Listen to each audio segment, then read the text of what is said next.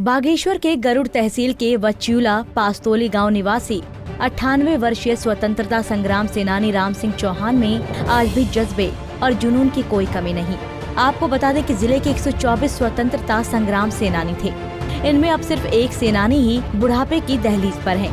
स्वतंत्रता संग्राम सेनानी राम सिंह चौहान का जन्म 21 जून 1922 में हुआ। वज्यूला के प्राथमिक स्कूल में कक्षा 2 तक ही पढ़ पाए। उनके पिताजी हवलदार तारा सिंह चौहान गढ़वाल राइफल में तैनात थे और 2 बड़े भाई कैप्टन और सूबेदार के पद पर रहे।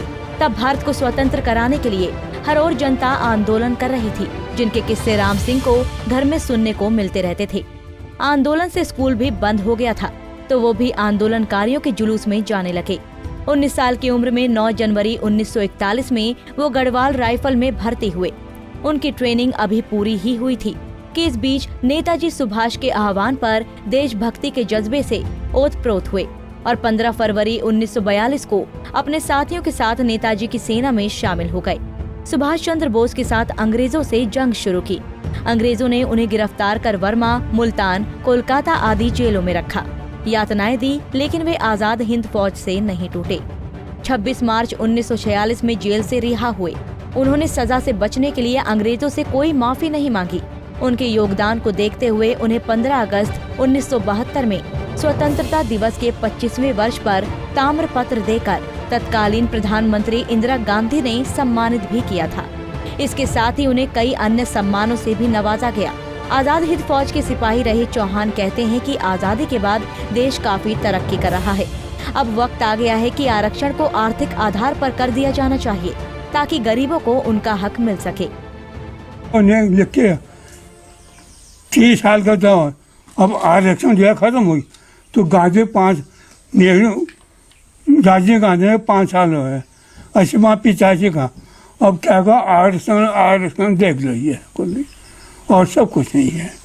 अब आरक्षण किस बात का, जब गरीब अमीर को सब हो गया, आरक्षण उसके गरीब के लिए, उसी लिए आरक्षण है। अब अमीर है, गरीब से खत्म है।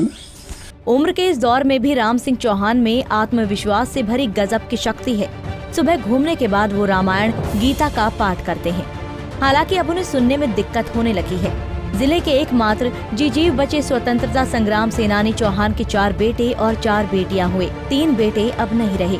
इकलौता पुत्र स्वरोजगार से परिवार का जीवन यापन कर रहे हैं। देश में बढ़ते भ्रष्टाचार को लेकर स्वतंत्रता संग्राम सेनानी राम सिंह चौहान बहुत खिन्न है।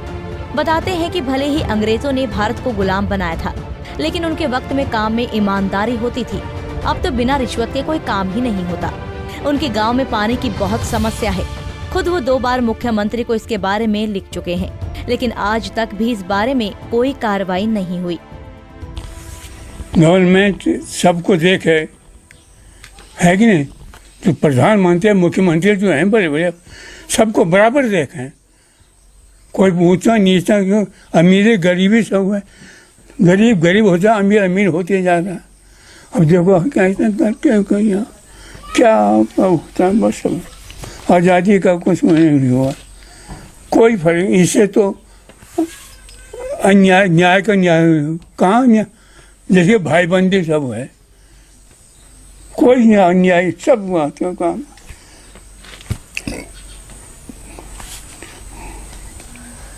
मैंने मुख्यमंत्री को 2 दफे फैक्स हुए लिखा कि हमारा हुआ कोई,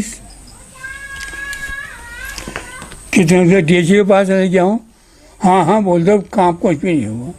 आजादी के बाद से ही स्वतंत्रता संग्राम सेनानियों के बलिदान और शौर्य के नाम पर सरकारें हर साल 15 अगस्त को खूब बुआयतें करते आ रहे हैं, लेकिन अब सरकारें उनकी बातें सुनना तो दूर, उनकी सुध भी लेने में कतराने लगी है। इसका जीता जागता उदाहरण राम सिंह चौहान है। अब मायूस होकर वो पुराने दिनों को याद कर बस यही कहते रहते हैं, इससे अच्छा तो अंग्रेजों का ही जमाना था। पंजाब केसरी टीवी के लिए बागेश्वर से जगदीश उपाध्याय की रिपोर्ट।